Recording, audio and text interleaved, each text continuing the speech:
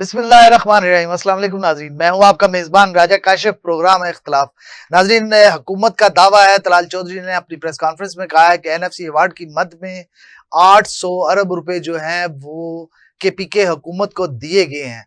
अब सवाल तो ये बनता है कि क्या केपीके हुकूमत ने उन 800 अरब रुपए में से क्या तरक्याती काम किए केपीके में जो जमीनी हकायक के तौर पर सामने नजर आए। इसके अलावा जो सिक्योरिटी के मामलात हैं, अगर हम देखें तो केपीके हुकूमत की इंटरनल सिक्योरिटी जब 18वीं तरमीम हुई, उसके बाद ये जो है दाखिला का महकमा, जो सब सूबों का अपना अपना दाखिला का महकमा था और उनका अपना काम था कि ये सिक्योरिटी के अपने सूबे के मामलात वो खुद से देखें, अंदरूनी मामलात सिक्योरिटी के हवाले से देखना उनका काम बनता था।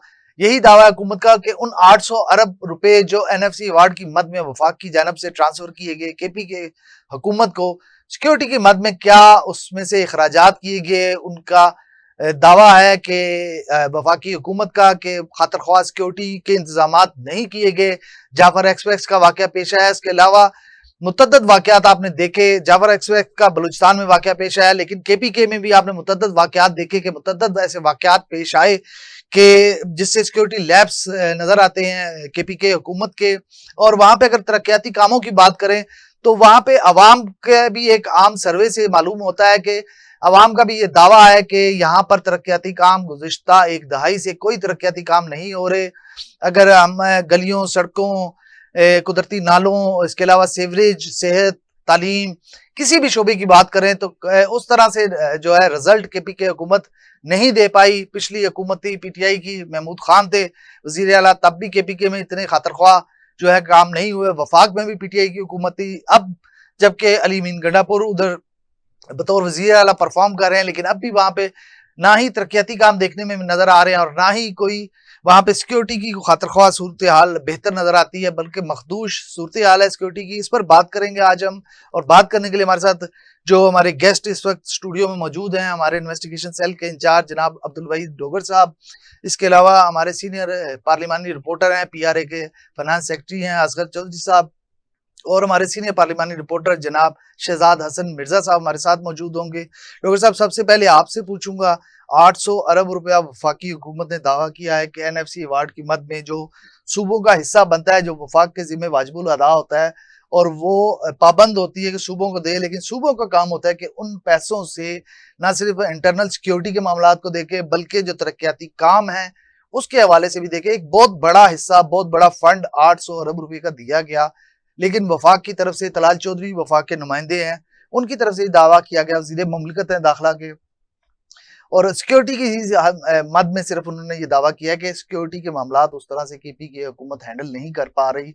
हमने देखा बलूचिस्तान में जाफर एक्सप्रेस का वाकया पेश आया, चले वो एक उनका एक अलग सब्जेक्ट है, लेकिन अगर हम केपीके की तरफ मुंह करें, उसकी तरफ रुख करें, तो वहां पे भी सिक्योरिटी के बड़े मखदूश हालात हैं। आए रोज जो है वो फितनत अल खवारिज सर उठाते हैं, वो उनका वाकया होता है। उसके अलावा हम बाकी मुजाफात में देखें तो वहां पे केपीके में हालात काफी मखदूश हैं। तो आप क्या समझती हैं कि केपीके हुकूमत को इन पैसों का हिसाब बताना चाहिए, अवाम को भी, ना सिर्फ बल्कि वफाक को भी बताना चाहिए? देखिए सर जी, काशिफ साहब, पहली बात तो ये है कि आपका बहुत शुक्रिया। देखें, जो भी एनएफसी अवार्ड के ज़रिए दिए गए हैं पैसे केपीके हुकूमत को, जाहिर है कि हुकूमत के पास उसका कोई ऑडिट भी होगा, केपीके हुकूमत की जानिब से ऑडिट रिपोर्ट पेश की जाती होगी। लेकिन यहाँ तक तलाल चौधरी की स्टेटमेंट का तल्लक है या सिक्योरिटी की जो सूरत हाल है खैबर पख्तूनख्वा में, वो नहायत ही मतलब अफसोसनाक है। आप देखें कि खैबर पख्तूनख्वा में अब एक वजह ये भी हो सकती है कि अफ़गानिस्तान के साथ उनका बॉर्डर जो है वो डायरेक्टली अटैच है, पंजाब और सिंध की तरह सूरत हाल नहीं है। लोगों की आमदरफ्त चेक एंड बैलेंस पे रखना। लेकिन सबसे बड़ी बात यह है कि सर, हमारे यहाँ ईमानदार लोगों का फुकदान है, जिसकी वजह से ना सिर्फ जो सूबों को फंड्स दिए जाते हैं वफाक की जानिब से, उसमें बड़े पैमाने पर खुद होती है, बल्कि जो लोग दयानतदारी से काम करना चाहते हैं उनको संगीन नौयत की जो टारगेट करने के जो धमकियाँ दी जाती हैं, ख़ास तौर पर बलूचिस्तान और खैबर पख्तूनख्वा की बात की जाए तो वहाँ पर लोगों के लिए, सरकारी अफसरान के लिए काम करना कदरे मुश्किल होता है। आपने देखा होगा कि इस्लामाबाद में भी कोई भी डीएमजी, पीएसपी या ओएमजी किसी भी ग्रुप का अफसर आता है तो वो इन दो सूबों में जाने से थोड़ा सा इज्तनाब करता है। उसकी बड़ी वजह यह है कि वहाँ पर जो सूरत हाल है सिक्योरिटी की, अब वफाक की जानिब से फंड तो दिए जा रहे हैं, लेकिन बहुत सारी इलाकों में खैबर पख्तूनख्वा में देखा जाए तो यहाँ पर पाकिस्तान का कानून जो है ना उस तरह लागू नहीं होता, जिसकी वजह से हुकूमत को दुश्वारी का सामना करना पड़ता है। तीसरी बात, खैबर पख्तूनख्वा का जो मौजूदा वज़ीर आला है अली अमीन गंडापुर, उनकी परफॉर्मेंस भी कोई अच्छी नहीं है। 2004 में हुकूमत थी खैबर पख्तूनख्वा में, 2014 में भी इसमें पीटीआई की। उन दिनों एक वाकया होता है इस्लामाबाद में, तो कुछ दोस्तों के साथ जाना होता है वहाँ पे खैबर पख्तूनख्वा मर्दान में, तो वहाँ पता चलता है जी कि यहाँ पे तो आप आके तो एक, अब पता नहीं कोर्ट में बात करूँगा गैर मुनासिब हो जाएगा, कि आप वलायती बोतल एक ले जाएं किसी के हुजरे में और SHO चेंज करवा लें शाम को, तो वहाँ पे इस तरह की सूरत हाल है। तो जहाँ पर इस तरह की सूरत हाल होगी तो वहाँ पर, हालांकि उस वक्त अली अमीन गंडापुर साहब की हुकूमत नहीं थी, परवेज खटक साहब वज़ीर आला थे, लेकिन उस वक्त भी ये सूरत हाल थी। अगर 2014 में ये सूरत हाल थी जब इनका ये जहाँ पे धरना भी चल रहा था, तो आप बताएं कि मौजूदा अब 10 साल बाद, 11 साल बाद वहाँ पर क्या हालात व वाक़यात होंगे। मैंने पहले भी आपके एक प्रोग्राम में अर्ज़ की थी कि खैबर पख्तूनख्वा में ख़ासतौर पर पेशावर की बात की जाए तो आधा पेशावर आपका कराची, लाहौर, इस्लामाबाद, पिंडी, एबटाबाद या इस तरह के जो तरक्की याफ्ता शहर हैं, तरक्की वज़ीर, वहाँ पर बैठे हुए हैं। आधा पेशावर जो है, आधे से ज़्यादा वहाँ पर अफ़गानी है। तो आपको याद होगा कि वहाँ पर एक जो दावड़ था साहब थे SP, वो उनको भी उठाकर अफगानिस्तान ले गए थे, इस्लामाबाद से लेकर गए थे। तो वहाँ पर हुकूमत को, वफाकी हुकूमत को, न सिर्फ वफाकी हुकूमत को बल्कि सूबाई हुकूमत को भी ऐसे अफसरान जो फ़र्जशनास अफसरान हैं, जो ईमानदारी से काम करना चाहते हैं, जराइम पेशा अफराद के खिलाफ मुनज़्ज़म दिखाई देते हैं, उनकी सिक्योरिटी का भी ख्याल रखना हुकूमत की ज़िम्मेदारी है। सेकंड सर, देखिए पैसे देने से जो है वो, आप पैसा खर्च करने से बेहतरी नहीं आ सकती जब तक आप अपने सिस्टम को ठीक नहीं करते। सपोज अगर पुलिस ने वहाँ पर किसी दहशतगर्द को, किसी टारगेट किलर को पकड़ा है या किसी भी जराइम में मुलव्वस है, तो हमारे यहाँ जो अदालती निज़ाम है, ख़ासतौर पर बलोचिस्तान और खैबर पख्तूनख्वा की बात की जाए, ओवरऑल तो पूरे पाकिस्तान में ये सूरत हाल है कि हमारे माजरत के साथ फिर कोर्ट इन कोर्ट में कहूँगा कि अदलिया जो जजेस हैं वो भी जो है उनको भी संगीन नताइज की धमकियाँ दी जाती हैं, वो भी, उनको भी, उनकी फैमिली को भी हरासा करके, सपोज आप किसी का जो संगीन नौयत की किसी दहशतगर्दी की वारदात में मुलव्वस है, उसकी बेल है, तो वो जज साहब को फ़ोन करता है, जी आपको पता है हमारे बच्चे कहाँ, आपके बच्चे किस स्कूल में पढ़ते हैं, तो वहाँ पर क्या रिस्पॉन्ड होगा।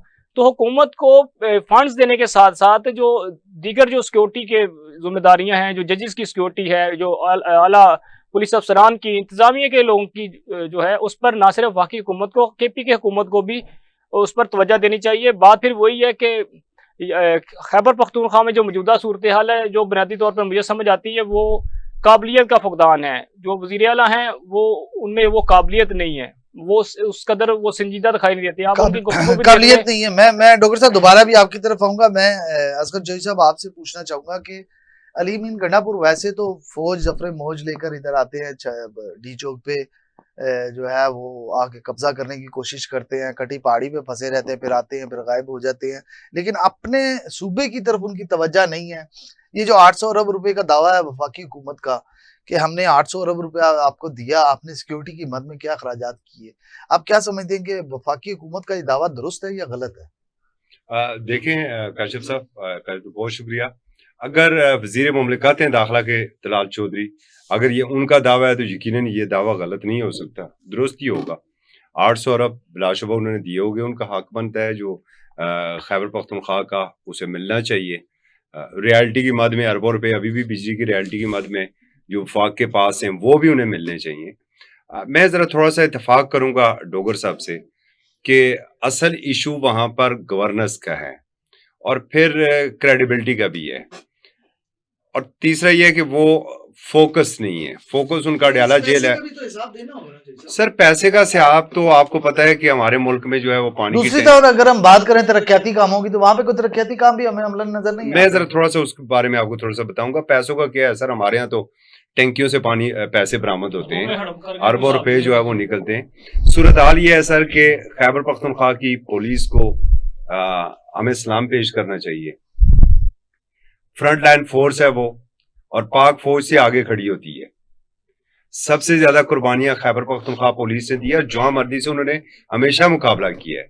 लेकिन दूसरी तरफ जरा वसाइल की आप देखें, एक जनब आप पंजाब है और दूसरी जनब खैबर पख्तूनख्वा। तो सीटीडी कितनी अहम है ये डोगर साहब बेहतर रोशनी डाल सकते हैं कि खैबर पख्तूनख्वा के अंदर जो सीटीडी है उसकी अपनी इमारत ही नहीं है, वो किराए की इमारत में है। तो सर उसे परफॉर्मेंस क्या देनी है? वहां पर पैसे आ रहे हैं आपके, ठीक है जी, उसे आप लल्लो तलल्लों के ऊपर लगाएं।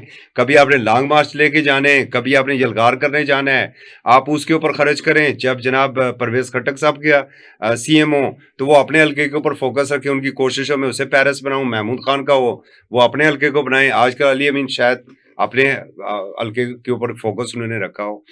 खैबर पख्तूनख्वा की सूरत हाल ये है सर, यकीन करें दिल दुखता है। यहाँ से जब आप पिंडी से निकलते हैं, वो रूट एक ही है, वो पेशावर जाने वाला रोड है। हसन अब्दाल तक आपको पंजाब हुकूमत की हदूद जो आ रही है, वहां पर आपको इलेक्ट्रिक बस नजर आ रही है। और जो मेरा सूबा है, वहां पर लोग जीपों के पीछे लपके हुए हैं, सुजुकियों के पीछे लपके हुए हैं, ख्वातीन, इवन के ख्वातीन जो हैं, ये तो वहां पर हालत है। फिर अस्पतालों की अगर, यस सर, आज मैंने एक इंसानियत की तस्वीर देख रहा था सर, मैं वो तस्वीर आपको भेज भी दूंगा सर। जनाब वज़ीर आज़म उस वक्त के जो इमरान खान साहब थे, जब उन्होंने ये पार्टी लॉन्च की थी, दो उनके फोकस थे। प्रायोरिटी हमारी एजुकेशन एंड हेल्थ है जी, बस। तीसरी प्रायोरिटी बिलियन ट्री सोनामी थी, जिसका बड़ा डंडोरा पीटा जा रहा था।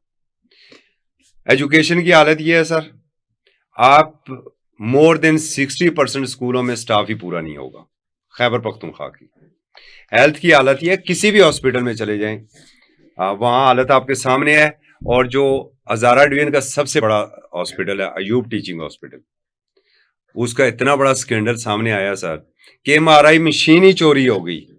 सर एमआरआई मशीन किसी ब्रीफ केस में नहीं जा सकती है, उसके लिए बड़ा ट्रक या कंटेनर चाहिए होगा, वो छोटी मशीन नहीं है वो मशीन। अच्छा, फिर उसके ऊपर उन्हीं की पार्टी के जो हैं मुश्ताक गनी साहब ने प्रेस कॉन्फ्रेंस की, स्टैंडिंग कमेटी में वो मामला आया, तो अभी तक उन्हें पता नहीं चल सका है कि वो अरबों रुपए की मालियत की वो कहाँ गई है मशीन।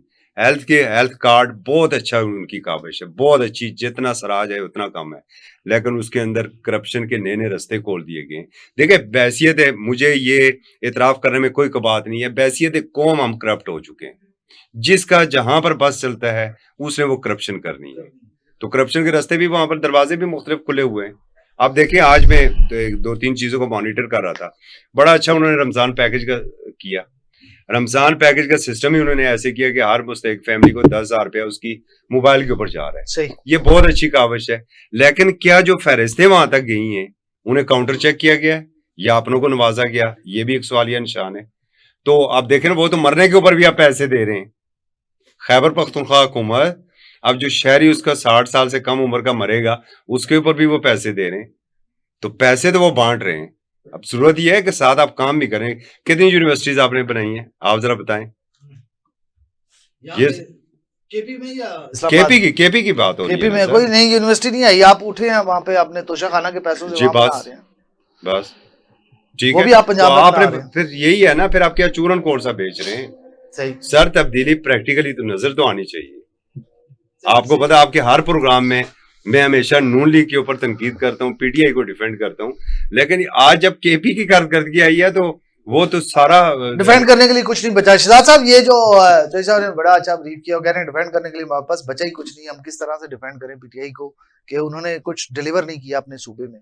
जो सूबा इकलौता उनके पास पिछले गुज़िश्ता एक दहाई से जायद हो गया उनके पास है, परवेज खटक रहे, महमूद खान रहे, अब अली मीन गंडापुर है वहां पे। तो सिक्योरिटी दिन ब दिन मखदूश सूरत हाल हम देख रहे हैं। 800 अरब रुपए आप ले चुके हैं, वफाकी हुकूमत का दावा है, मतलब इसी हुकूमत से आपने लिया, अभी जो करंटली हुकूमत चल रही है। तो लेकिन उसके बावजूद हम देख रहे हैं कि वहां पे सिक्योरिटी की मखदूश सूरत हाल है, तरक्याती काम है नहीं। लोकल ट्रांसपोर्ट, जैसे जो साहब ने बताया कि खवातीन भी हैंगिंग पोजीशन में जाती हैं अपने जो है मुकाम तक। तो आपको क्या लगता है कि ये वफाक को कोई इस पर एक्शन लेना चाहिए या वफाक को कोई बात करनी चाहिए? वफाक तो खुश हो रहा है सर। अच्छा जी, बहुत शुक्रिया जी काशिफ साहब। आपको मनपसंद टॉपिक है इसलिए आप जरा नहीं, मैं ये कहना चाहूंगा कि जो चौधरी बताएंगे ठीक करके। नहीं, मेरा किसी, हम जो जर्नलिस्ट हैं हमारी किसी पार्टी के साथ, लेकिन आप खुशी महसूस करते हैं, मैंने देखा पीटीआई को थोड़ा ट्रोल करके। देखें वो इस वजह से देखें कि उनके करतूत ही ऐसे हैं कि बंदे की खामखा में हंसी निकल आती है। आप सिर्फ एक सूबे की बात करते हैं, तब तो आपके भी इतने अच्छे नहीं है डॉक्टर साहब नहीं उनसे बेहतर है। बात यह है कि आपने केपीके की बात की, 3.5 साल ये इनकी वफाक में हुकूमत रही, तो यहाँ पर उन्होंने कौन से दूध की नहरें और शहद जो थे बहा दिए कि केपीके जो है वो सोने में बदल जाता। केपीके में तकरीबन 600 अरब रुपए मियाँ शहबाज शरीफ की गवर्नमेंट ने इनको दिए थे। अब अल्लाह जाने ये 600 अरब जो डालकर 800 अरब बने हैं या 800 अरब अलहदा से दिए, लेकिन मुझे इसकी सही नहीं, 600 के बाद 200 अरब और दिया, टोटल 800 अरब का दावा। टोटल 800 अरब हो जी। अब वो 800 अरब रुपया जैसे चौधरी साहब ने एक एक चीज उसकी बयान की है, तो भाई वो पैसा उनके पास होता तो वो वहां पे लगाता। पैसे उनके पास जिस वक्त आते हैं वो डी चौक पे हमला करने के लिए, यहाँ पे चढ़ाई करने के लिए, ये शौकत खानम का फंड खा गए, ये तो फिर एनएफसी का अवार्ड का पैसा था। आप ये देखें कि पाकिस्तान की तारीख का यहाँ पे 3 मेट्रो बनी है और इनकी जो बीआरटी बनी है वो 1000 अरब रुपए तक पहुंच चुकी है। सर आप उसका ऑडिट करवाएं।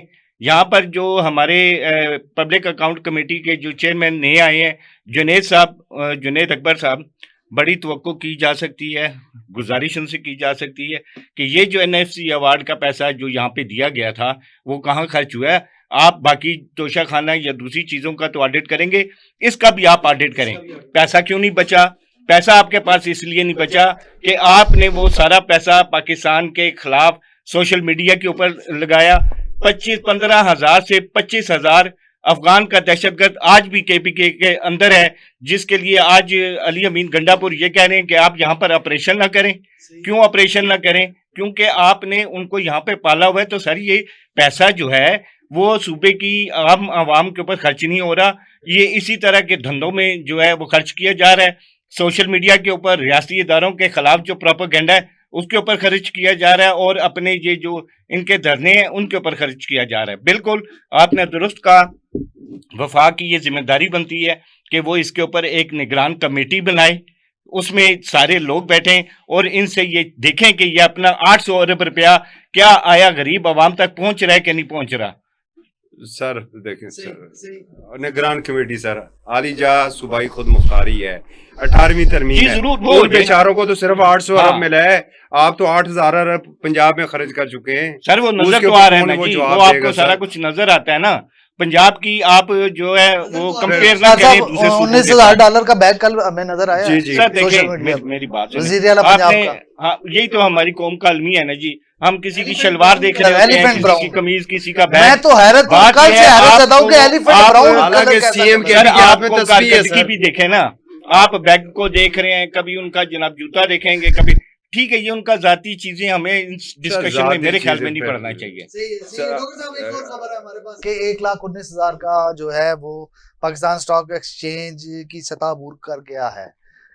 क्या समझ देंगे, ये इजाफा हकीकी है या कोई गैर मुतवक्का सरमायाकारी की गई है, उसके बाद ये कोई गैर हकीकी अप हुआ है 1,19,000 इंडेक्स जो गया है? और दूसरा, ये स्टॉक एक्सचेंज मार्केट में तेजी का कोई आम आदमी की जिंदगी पर भी असर पड़ेगा या बस ऐसे ही हालात रहेंगे?